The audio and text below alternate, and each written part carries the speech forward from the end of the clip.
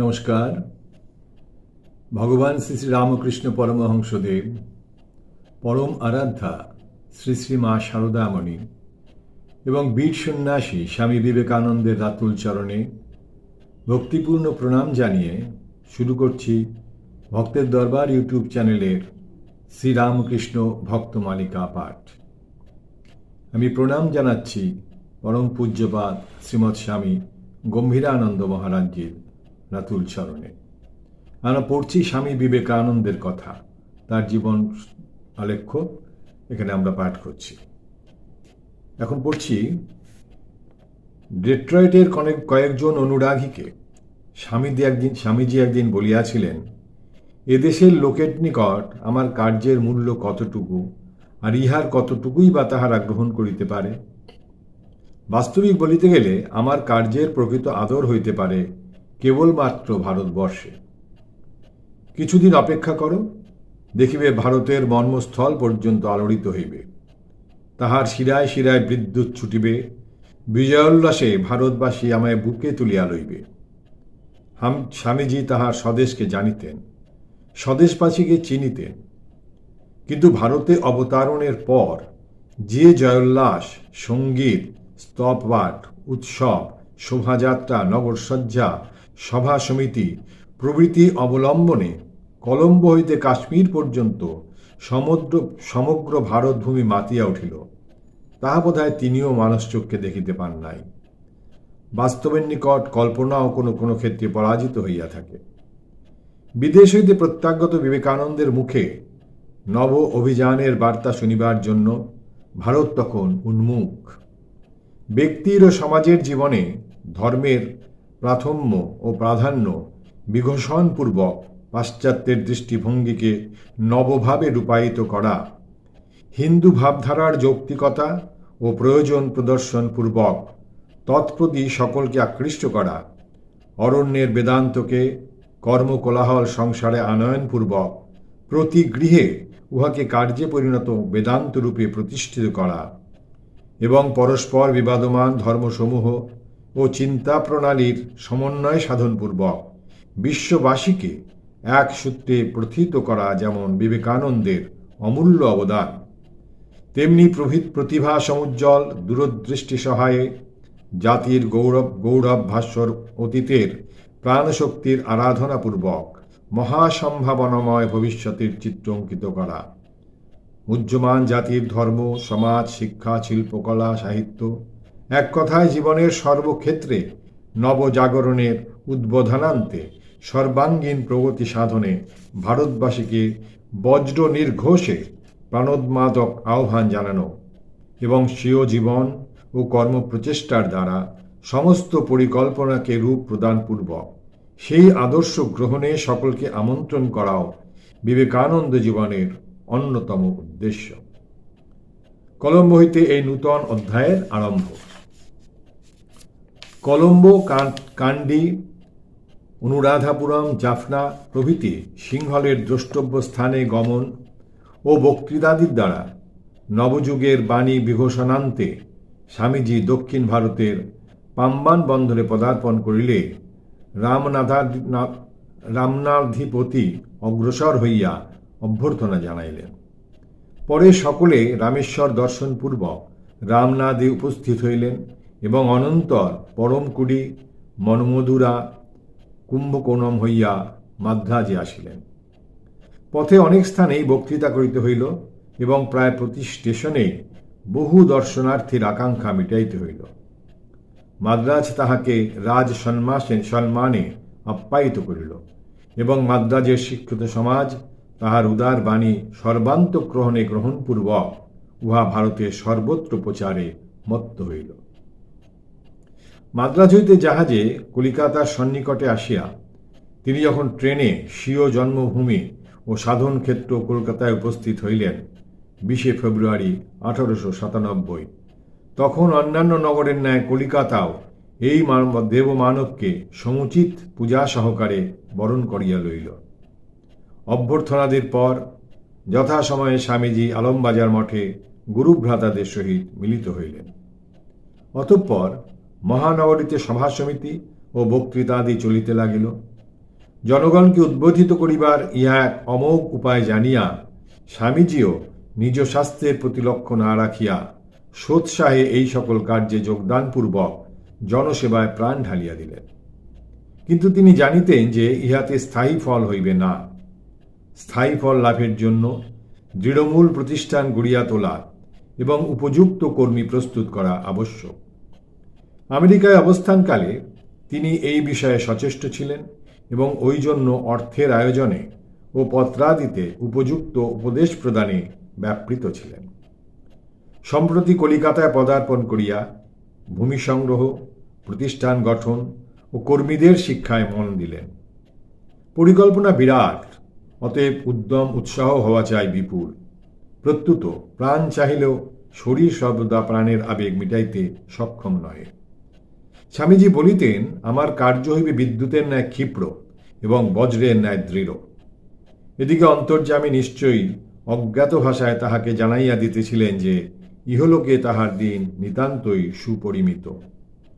এই স্বল্পকালের মধ্যে বিশাল কার্যের সুদৃঢ় ভিত্তি স্থাপন করিতে যাইয়া তিনি স্বীয় শক্তিকে নিঃশেষে ব্যয় করিতে লাগিলেন। সেই উদ্দাম ভাবধারা বহনে অপারগ দেহ তাই অল্প বয়সেই প্রতি পদে স্বীয় অক্ষমতা জানাইয়া অবশেষে কলিকাতা আগমনের অব্যবহিত পরে আশু বিপদের সুস্পষ্ট ইঙ্গিত দিতে লাগিল। সুতরাং স্বাস্থ্যোদ্ধারের জন্য অচিরেই তাহাকে দার্জিলিং যাইতে হইল। কর্মকে যিনি স্বেচ্ছায় জীবনের ব্রতরূপে গ্রহণ করিয়াছেন, জীবকল্যাণে যাহার হৃদয় কাঁদিয়াছে, সুদৃঢ় হিমালয়ের নিভৃত করেই বা তাহার চিন্তার বিরাম কোথায়? অধিকন্তু বিশ্ববিস্তৃত বিবেকানন্দের বিশ্রাম একান্ত আবশ্যক হইলেও উহা তখন অতি দুর্লভ ছিল। তিনি যখন যেখানে যাইতেন তাহার কীর্তি পূর্ব হইতেই সেখানে প্রসারিত হইয়া শত শত গুণগ্রাহীকে নিকটে আকর্ষণ করিত। অতএব আলাপ আলোচনায় অবশিষ্ট শক্তিটুকুও ক্রমে নিঃশেষিত হইতে লাগিল। ফলত শৈলনিবাসেও বিবিধ ধর্মালোচনা চলিতে লাগিল এবং তৎসঙ্গে রচিত হইতে থাকিল ভাবী রামকৃষ্ণ মিশনের মানসমূর্তি। এপ্রিল মাসের শেষে মঠে ফিরিয়া স্বামীজি 1 মে কল্পনাকে রূপদানপূর্বক রামকৃষ্ণ মিশন গড়িয়া তুলিলেন। তিনি স্বয়ং সর্বসম্মতিক্রমে উহার সভাপতি হইলেন এবং স্বামী যোগানন্দ ও স্বামী ব্রহ্মানন্দ হইলেন যথাক্রমে উপসভাপতি ও কলিকাতা কেন্দ্রের সভাপতি। বলরাম মন্দিরের সমস্ত সাধু ও গৃহস্থ ভক্তের উপস্থিতিতে ও শুভেচ্ছাক্রমে এই দীর্ঘকাল পরিকল্পিত ও বহুজন বাঞ্ছিত প্রতিষ্ঠানটির উদ্বোধন করিয়া স্বামীজি অনেকটা আশ্বস্ত হইলেন। তিনি জানিলেন যে গুরুদেবের হস্ত হইতে তিনি যে কর্মভার গ্রহণ করিয়াছিলেন তাহা অন্তত আংশিক সূত্রপাত হইল। এইরূপে আপাত দৃষ্টিতে একের কর্মভার বহুজনের স্কন্ধে অর্পণের ফলে স্বামীজির কর্তব্যের লাঘব হইলেও উহাতেই তাহার পরিতৃপ্তি ঘটিল না। কারণ প্রতিষ্ঠিত সংঘকে পরিচালিত করিবে কাহারা? অতএব যুবকদের শিক্ষা দিতে মনোনিবেশ করা আবশ্যক। এদিকে তাহার স্বাস্থ্যের অধিকতর অবনতি ঘটিতে থাকায় আলমোড়ায় যাওয়ার সিদ্ধান্ত গৃহীত হইল। তথাপি দৈহিক প্রতিকূলতা সত্ত্বেও কর্মবীর কি নীরব থাকিতে পারেন? অথবা প্রতিকারের প্রয়োজন সর্ববাদী সম্মত হইলেও দৈব পরিচালিত মহামানবের ইচ্ছার বিরুদ্ধে কি কেহ বাং নিষ্পত্তি করিতে পারেন?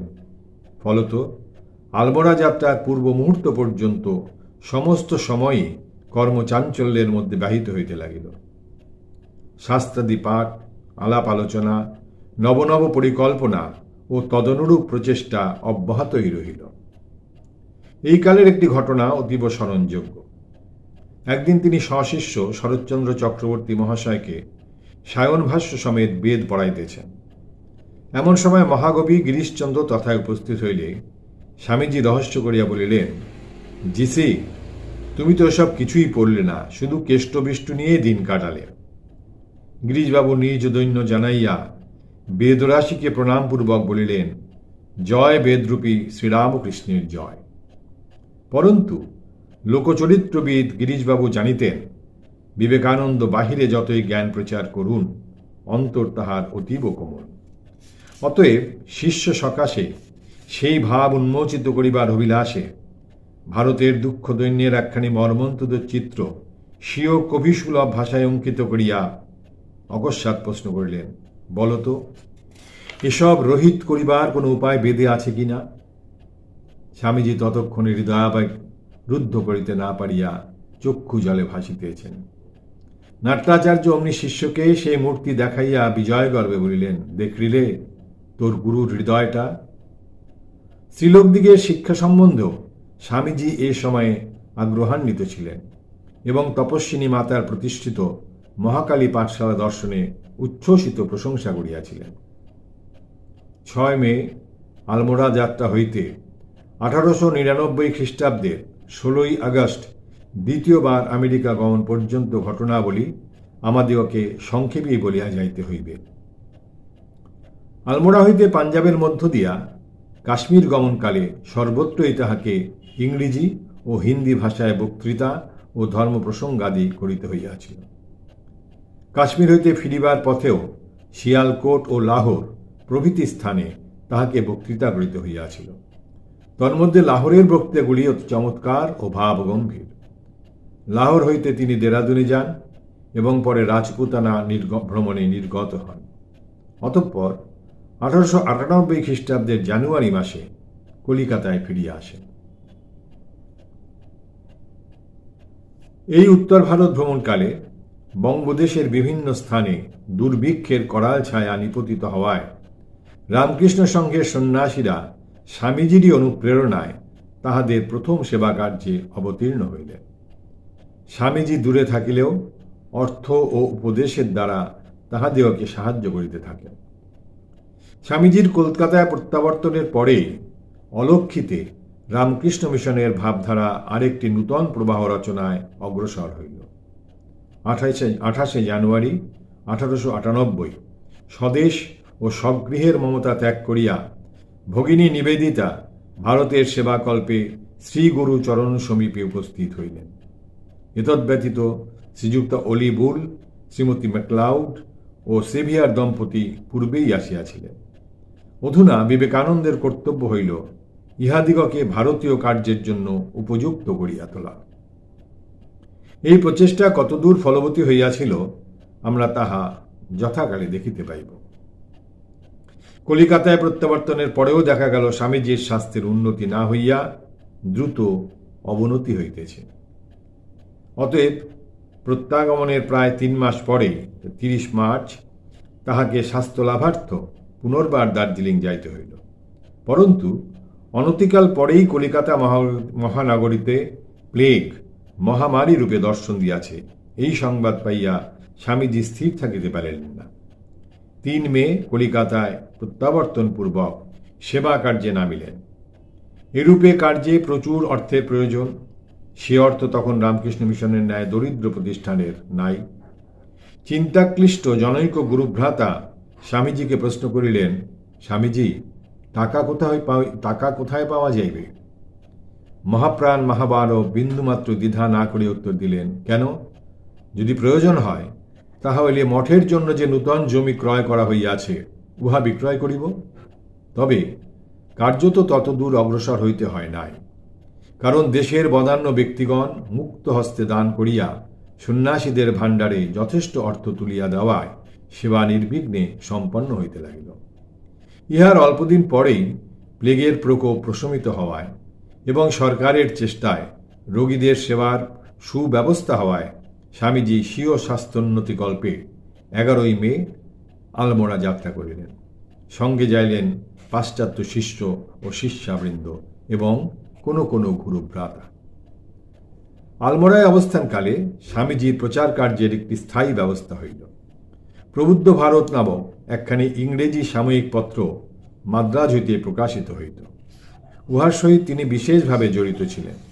এই সময়ে উহার সম্পাদকের মৃত্যু হওয়ায় এবং পত্র কিছুকাল বন্ধ হইয়া যাওয়ায় উহা আলমোড়ায় আনিত হইয়া স্বামীজির শিষ্য স্বামী স্বরূপানন্দের হস্তে ন্যস্ত হইল এবং সেভিয়ার দম্পতি উহার বিশেষ সাহায্য করিতে লাগিলেন। এই দম্পতিরই আনুকূল্যে পরবৎসর মায়াবতীতে অদ্বৈত আশ্রম স্থাপিত হয় এবং প্রবুদ্ধ ভারত তথায় স্থানান্তরিত হয়। যাহা হোক, এইবারে 10 জুন পর্যন্ত স্বামীজি আলমোড়ায় থাকিয়া সদল বলে কাশ্মীর যাত্রা করিলেন। কাশ্মীরে ক্ষীর ভবানীর মন্দির দর্শনকালে লোককল্যাণব্রতী স্বামীজির হৃদয়ে এক ভাবের স্ফোট উঠিল। দেবীর মন্দির বিধর্মীর হস্তে বিধ্বস্ত ও কলুষিত দেখিয়া বিবেকানন্দের মনে যেমনি অতীতের নির্বীর্যতা ও নিষ্ক্রিয়তার প্রতি ধিক্কারধ্বনি উত্থিত হইল, অমনি মা ভবানীর ভৎসনা বাণী শুনিতে পাইলেন। আমি মনে করিলে কি অসংখ্য মঠ মন্দির স্থাপন করিতে পারি না? এই মুহূর্তে কি এখানে সপ্ততল মন্দির উঠিতে পারে না? এই দৌর্বাণীর মর্ম উপলব্ধি করিয়া অদম্য কর্মী বিবেকানন্দ মায়ের ইচ্ছা সাগরে আপন ইচ্ছা বিসর্জন দিলেন। তদবধি যাহা ঘটিবে সবই মায়ের অঙ্গুলির হেলনে। এখন হইতে তিনি কর্তৃত্বাভিমান বিমুক্ত ও আধ্যাত্মভাবে বিভোর হইলেন। বাহিরের সহিত সম্পর্ক রহিল অতি অল্প। অবশেষে কাশ্মীর ভ্রমণ সমাপনান্তে তিনি 18 অক্টোবর বেলুড়ে নীলাম্বরবাবুর বাগানে উপস্থিত হইলেন। মঠ তখন ওই বাড়িতে। ইত্যবসরে 1898 খ্রিস্টাব্দের 3রা ফেব্রুয়ারি শ্রীযুক্তা অলি বুলের সৌজন্যে বেলুড়ে স্থায়ী মঠ স্থাপনের জন্য ভূমি ক্রয়ের বায়না হইয়া যথাসময় উহাতে নূতন গৃহাদি নির্মাণ ও পুরাতন গৃহের সংস্কারাদি পূর্ণ বেগে চলিতেছিল। নভেম্বর মাসের প্রারম্ভে উহার কার্য শুরু হইলে 9 ডিসেম্বর সেখানে শ্রী শ্রী ঠাকুরের পূজাদি হইল এবং অবশিষ্ট সমস্ত আয়োজন সমাপনান্তে 1899 খ্রিস্টাব্দের 2রা জানুয়ারি সাধুবৃন্দ নবীন মঠ বাটিতে উঠিয়া আসলেন। বিবেকানন্দের আরেকটি কল্পনা বাস্তবে পরিণত হইল। 1898 13 নভেম্বর কালী পূজার দিনে নিবেদিতার পরিকল্পিত বালিকা বিদ্যালয়েরও সূত্রপাত হইয়াছিল। আবার 1899 খ্রিস্টাব্দের 1 মাঘ স্বামী ত্রিগুণাতীতানন্দের সম্পাদকতা ও পরিচালনায় বঙ্গভাষায় উদ্বোধন পত্রিকা প্রকাশিত হইলে স্বামীজির সাফল্য আরও একটি স্তরে ঊর্ধ্বে উঠিল। সুতরাং দ্বিতীয়বার পাশ্চাত্য যাত্রার পূর্বে স্বামীজি নিশ্চিন্ত হইলেন যে তাহার সমস্ত জীবনের আপ্রাণ পরিশ্রম দ্রুত সার্থকতার পথে চলিয়া আছে। শ্রীরামকৃষ্ণের ভাবধারা বিবিধ রূপে শরীর পরিগ্রহ করিতেছে, আর সমস্ত দেশ তাহার আহ্বানে সক্রিয় হইয়া উঠিয়াছে। এদিকে দুর্বল শরীরে বক্তৃতাদি করা ক্রমেই অসম্ভব হইয়া পড়িতেছিল। অতএব চিকিৎসকদের পরামর্শে 20 জুন 1899 তিনি পশ্চিম গমন মানসে স্বামী তুরীয়ানন্দের সহিত কলিকাতায় জাহাজে উঠিলেন। জাহাজ 31 জুলাই লন্ডনে পৌঁছিল এবং তাহারা 16 আগস্ট আমেরিকাভিমুখে যাত্রা করিলেন। কলম্বো হইতে কাশ্মীর পর্যন্ত আচার্য স্বামী বিবেকানন্দ ভারতের জনসাধারণকে কি বার্তা শুনাইয়া গেলেন? প্রথমে জানা আবশ্যক যে পরিপ্রেক্ষিতের বিভিন্নতা বশত তাহার বাণী প্রাচ্য ও পাশ্চাত্যে দুইটি বিভিন্ন রূপে আত্মপ্রকাশ করিলেও মূলত উহা ছিল এক। স্বামীজির ভারতীয় প্রচেষ্টা যেমন ধর্মবিহীন সমাজ সেবা মাত্র নহে, পাশ্চাত্য প্রচারও তেমনি শুধু কর্মশূন্য মুখ্য সাধন নহে। স্থান কাল পাত্রানুসারে তিনি উভয় সভ্যতাকেই তাহার স্বকীয় আদর্শানুসারে পরিচালিত করিতে চাহিয়াছিলেন, আর চাহিয়াছিলেন উভয়ের মধ্যে সম্মানজনক আদান প্রদান।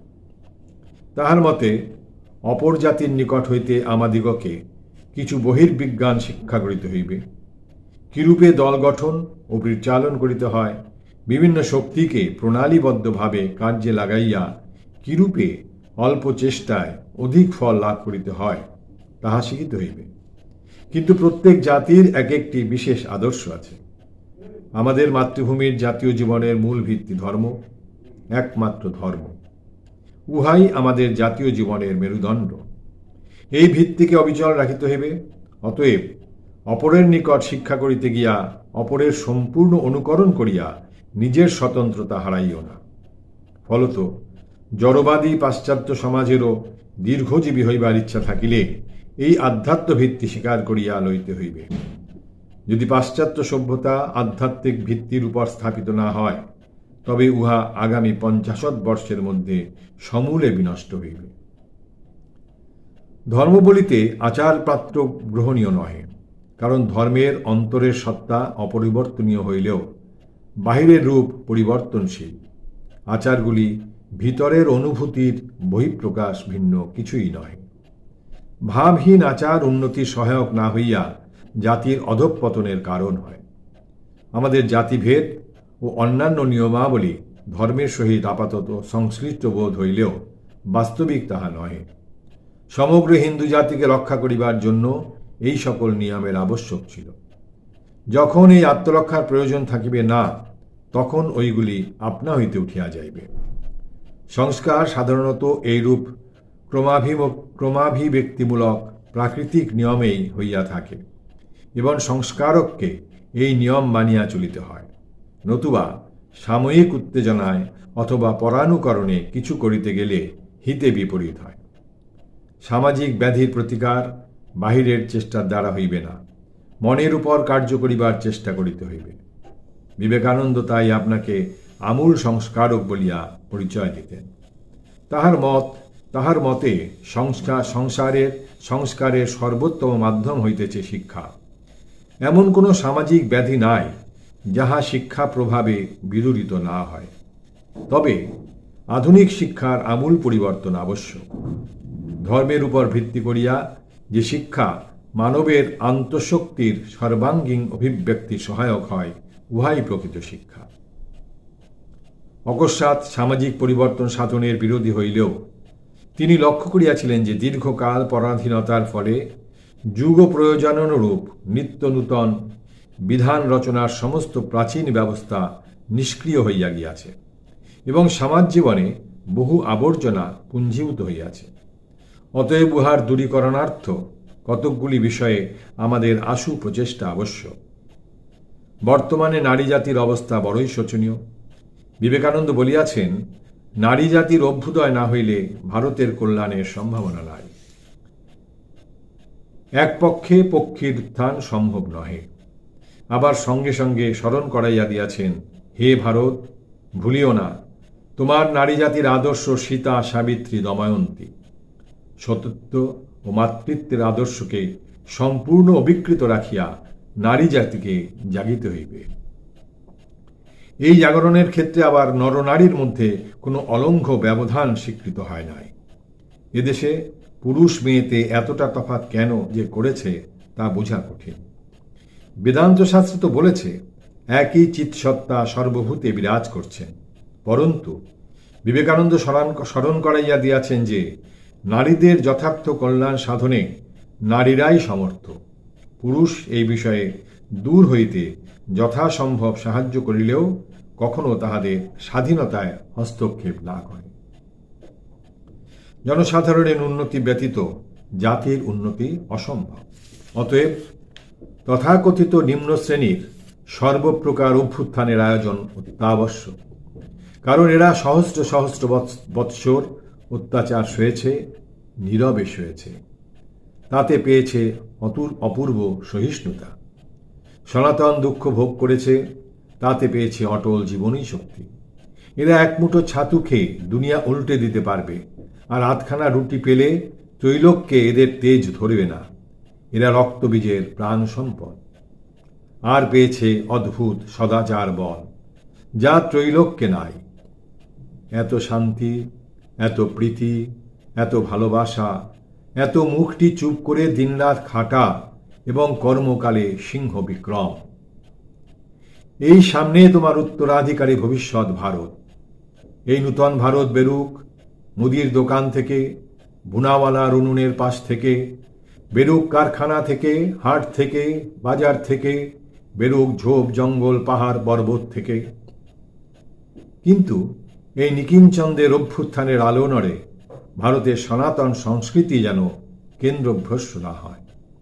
আমাদের উদ্দেশ্য হইবে প্রাচীন ব্রাহ্মণ সংস্কৃতিকে শূদ্রের স্তরে না নামাইয়া প্রত্যেক শূদ্রকে ব্রাহ্মণত্বে উন্নীত করা।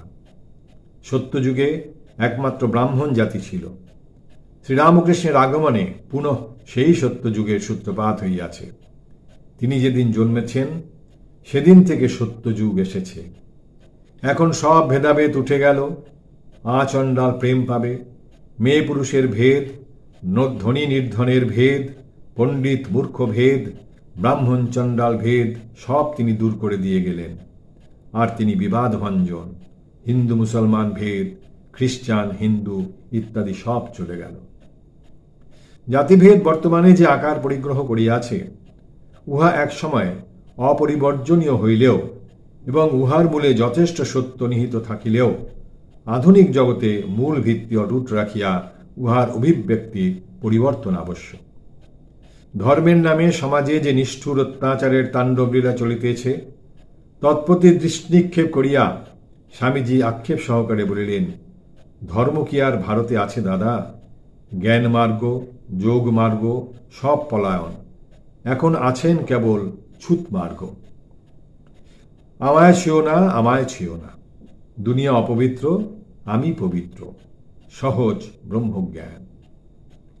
ভালো মোর বাপ, হে ভগবান, এখন ব্রহ্ম হৃদয় কন্দরেও নাই, গোলকেও নাই, সর্বভূতেও নাই, এখন ভাতের হাড়িতে। এসব অযৌক্তিক ও পাশবিক ব্যবস্থা দূর করিয়া তিনি আমাদিগকে অন্য সমাজসুলভ সাম্য ও সৌভ্রাতৃ অবলম্বন করিতে উপদেশ দিলেন। আমাদের মাতৃভূমির পক্ষে হিন্দু ও ইসলাম ধর্মস্বরূপ এই দুই মহান মতের সমন্বয়ই বৈদান্তিক মস্তিষ্ক এবং ইসলামীয় দেহ একমাত্র আশা। আমার মাতৃভূমি যেন ইসলামীয় দেহ এবং বৈদান্তিক হৃদয়রূপ বিবিধ আদর্শের বিকাশ করিয়া কল্যাণের পথে অগ্রসর হয়। ভারতের জনসাধারণ ধার্মিক হইলেও দারিদ্র্যের নিপীড়নে কর্মশক্তিহীন। বিশেষত দীর্ঘকাল দাসত্বের ফলে তাহাদের জীবনে প্রায়শ সাত্ত্বিকতার ছদ্মবেশে ঘোর তামসিকতা বিরাজমান। অতএব এদেশে প্রকৃত ধর্মপ্রচারের যথেষ্ট প্রয়োজন থাকিলেও প্রথমে রজগুণের উদ্বোধন আবশ্যক। যে ধর্ম গরিবের দুঃখ দূর করে না, মানুষকে দেবতা করে না, তা কি আর ধর্ম? খালি পেটে ধর্ম হয় না। প্রথমে কুর্ম দেবতার পূজা অত্যাবশ্যক। অতএব ওই অন্ন সংস্থান করবার জন্যই আমি লোকগুণকে রজগুণ তৎপর হতে উপদেশ দিই। আগে অন্ন সংস্থান করার উপদেশ দে, তারপর ভাগবত পড়ে শোনাস। যুগ প্রয়োজনে বিবেকানন্দ আমাদিগকে নরনারায়ণের পূজায় আহ্বান করিয়াছেন। প্রথমে পূজা, বিরাটের পূজা। তোমার সম্মুখে তোমার চারিদিকে যাহারা রহিয়াছে তাহাদের পূজা, ইহাদের পূজা করিতে হইবে, সেবা নহে। সেবা বলিলে আমার অভিপ্রেত ভাবটি ঠিক বুঝাইবে না। পূজা শব্দেই ওই ভাব ঠিক প্রকাশ করা যায়। এই নরনারায়ণের পূজার দ্বারা চিত্তশুদ্ধি হইলেই মাত্র উচ্চ আধ্যাত্মিক তত্ত্ব হৃদয়ে স্ফুরিত হওয়া সম্ভব। আমাদের দেশে ধর্ম ও সাংসারিক অভ্যুদয়ের মধ্যে যে এক দূরপরশনীয় কৃত্রিম প্রভেদ সৃষ্টি হইয়াছে, বিবেকানন্দের মতে উহাই আমাদের অবনতির প্রধান কারণ। বস্তুত উভয়ের মধ্যে কোনো বিরোধ নাই, বরং ধর্মবুদ্ধির স্বতঃসিদ্ধ ফলরূপে জাগতিক উন্নতি আপনিই আসিতে বাধ্য। না আসার কারণ এই যে শাস্ত্রে যে সকল প্রাণপদ ও প্রগতিমূলক উপদেশ রহিয়াছে, আমরা সেগুলোকে কার্যক্ষেত্রে প্রয়োগ করি না। আমাদের মস্তক আছে, হস্ত নাই। আমাদের বেদান্ত মত আছে, কার্যে পরিণত করিবার ক্ষমতা নাই। আমাদের পুস্তকে মহাসাম্যবাদ আছে, আমাদের কার্যে মহাভেদ বুদ্ধি। মহা নিঃস্বার্থ নিষ্কাম কর্ম ভারতেই প্রচারিত হইয়াছে, কিন্তু কার্যে আমরা অতি নির্দয়, অতি হৃদয়হীন। নিজের মাংসপিণ্ড শরীর ছাড়া আর কিছুই বুঝিতে পারি না। ধর্মানুভূতির যথার্থ তাৎপর্য জানিলে আমরাও বিবেকানন্দের সহিত সমস্বরে বলিব, যে জ্ঞানে ভববন্ধন হইতে মুক্তি পাওয়া যায় তাতে আর সামান্য বৈষয়িক উন্নতি হয় না। অবশ্যই বৈষয়িক উন্নতি হয় না, অবশ্যই হয়। সমাজ জীবনের ন্যায় ব্যক্তিগত জীবনেও ধর্মানুষ্ঠান ও কর্ম সম্পাদনের মধ্যে বর্তমানে কোনো যোগসূত্র নাই। সেই সূত্র পুনঃস্থাপনের জন্য চাই কর্মে পরিণত বেদান্ত। তোমার স্ত্রী থাকুক, তাহাতে ক্ষতি নাই, কিন্তু ওই স্ত্রীর মধ্যে তোমার ঈশ্বর দর্শন করিতে হইবে। পুরুষ স্ত্রীকে এবং স্ত্রী পুরুষকে যে ভালোবাসার দ্বারা প্রীত করিয়া থাকে, সেই ভালোবাসা ভগবানকে অর্পণ করিতে হইবে। সংসারে যত প্রকার সম্বন্ধ আছে তৎসমস্তকেই এই ভগবৎ দৃষ্টির সহায়ে ঈশ্বর লাভের সহায়ক করিতে হইবে। শুধু তাহাই নহে, জীবনের প্রতিটি কর্ম ঈশ্বরাদেশে সাধিত হওয়া আবশ্যক। কারণ বস্তুত কর্ম, করণ, কর্তা, কর্মফল ইত্যাদি সমস্ত ব্রহ্মভিন্ন কিছুই নহে। ভারতবর্ষের অধোগতির আর এক কারণ হইল তাহার কূপমণ্ডূক সদৃশ সংকীর্ণ মনোবৃত্তি। ভারত যেদিন ম্লেচ্ছ শব্দ আবিষ্কারপূর্বক আপনার জাতীয় জীবনের চতুর্দিকে দুর্লঙ্ঘ প্রাচীর তুলিয়া দিল, সেই দিন হইতে আরম্ভ হইল তাহার অবনতি। কোনো ব্যক্তি বা জাতি অপর জাতি হইতে আপনাকে সম্পূর্ণ পৃথক রাখিয়া বাঁচিতে পারে না। বিবেকানন্দ সেই আহ্বান জানাইলেন, নিজেদের সংকীর্ণ গর্ত থেকে বেরিয়ে এসে দেখো সব জাতি কেমন চলছে। তোমরা কি মানুষকে ভালোবাসো? তাহলে এসো, ভালো হবার জন্য প্রাণপণে চেষ্টা করো। অপরের সহিত মিশিত হইলে চাই অপরের প্রতি শ্রদ্ধা ও ভালোবাসা। আমরা শুধু পরধর্মে বিদ্বেষ করিও না, এই কথা প্রচার করি না। আমরা সকল ধর্মকে সত্য বলিয়া পূর্ণরূপে গ্রহণ করিয়া থাকি। আর শুধু প্রচার নহে, আমরা ইহা কার্যেও পরিণত করিয়া থাকি। এই আদান প্রদানের মধ্যে আবার ভিক্ষুকের মনোবৃত্তি সর্বথা পরিত্যাজ্য। সমভাবমনস্ক না হইলেও কখনো বন্ধুত্ব হয় না। যদি তোমাদের ইংরেজ বা মার্কিনগণের সহিত সমান হইতে ইচ্ছা থাকে, তবে তোমাদিগকে যেমন উহাদের নিকট শিখিতে হইবে, তেমনি শিখাইতেও হইবে। সর্বশেষে মনে রাখিতে হইবে যে বিবেকানন্দ যদিও ভারতবাসী ছিলেন এবং ভারতের অভ্যুত্থানের জন্য আপ্রাণ চেষ্টিত ছিলেন, তথাপি তিনি রাজনীতিতে বিজড়িত হন নাই। আত্মানুভূতি ছিল তার সমস্ত কর্মপ্রেরণা ও প্রচারের একমাত্র উৎস। সেই বিবাদ বিচ্ছেদহীন প্রেমরাজ্যে অধিষ্ঠিত থাকিয়া এবং প্রতি মুহূর্তে নিখিল ব্রহ্মাণ্ড ব্যাপী অদ্বিতীয় সত্তার সাক্ষাৎ করিয়া বিশ্বপ্রেমিক বিবেকানন্দ বলিয়া গিয়াছেন, একথা ভুলে যেও না যে সব দেশের লোকের প্রতি আমার টান রয়েছে, শুধু ভারতের প্রতি নহে। ভগ্নস্বাস্থ্য লইয়া আমেরিকায় দ্বিতীয়বার পদার্পণান্তর স্বামীজি পূর্বের ন্যায় পূর্ণোদ্যমে কার্য আরম্ভ করিতে না পারিলেও নীরব রহিলেন না। তিনি কিয়ৎ দিবস রিজলি ম্যানরে লেগেট দম্পতির সহিত অতিবাহনান্তে 8ই নভেম্বর নিউ ইয়র্কে প্রকাশ্য সভায় বক্তৃতা প্রদান করিলেন এবং নগরের ও পার্শ্ববর্তী স্থান সকলে পক্ষকাল যাবৎ এইরূপ প্রচারে ব্যাপৃত থাকিয়া আমেরিকার পশ্চিম কুলাভিমুখে চলিলেন। তথায় Los Angeles, Oakland, San Francisco প্রভৃতি স্থানে তিনি প্রায় 6 মাস ছিলেন এবং ইহার ফলে ক্যালিফোর্নিয়া অঞ্চলে বেদান্তের বীজ সুপ্রতিষ্ঠিত হইয়া কালক্রমে বহু মহিরূপে পরিণত হইয়াছিল। ক্যালিফোর্নিয়ায় অবস্থানকালে লেগেট দম্পতির নিকট হইতে সংবাদ ও আমন্ত্রণ আসিল যে প্যারিসে একটি ধর্মেতিহাস সম্মেলনের অধিবেশন হইবে। লেগেট দম্পতি ওই সময়ে তথায় থাকিবেন এবং স্বাস্থ্যোন্নতি ও ওই সভায় যোগদানের উদ্দেশ্যে স্বামীজিরও তথায় গমন আবশ্যক। সে আহ্বানে অবহেলা প্রদর্শন না করিয়া তিনি ফরাসি দেশে যাইবার জন্য দ্রুত প্রস্তুত হইতে লাগিলেন এবং তদনুসারে ক্যালিফোর্নিয়ার কার্য সমাপনান্তে ডেট্রয়েট ও চিকাগোতে কিছুদিন বেদান্ত প্রচার করিয়া নিউ ইয়র্কে উপনীত হইলেন। এখানেও কিয়ৎ দিবস বক্তৃতাদি করিয়া 1900 খ্রিস্টাব্দে 26 জুলাই ইউরোপগামী জাহাজে উঠিলেন। আজকে আমরা এখানেই রাখছি, আবার এর পরের দিন পরবর্তী অংশ আমরা পড়ব। জননীং শারদাং দেবীং রামকৃষ্ণং জগদ্গুরুং পাদপদ্মে তয়শ্রিত্বা প্রণমামি মুহুর্মুহুঃ।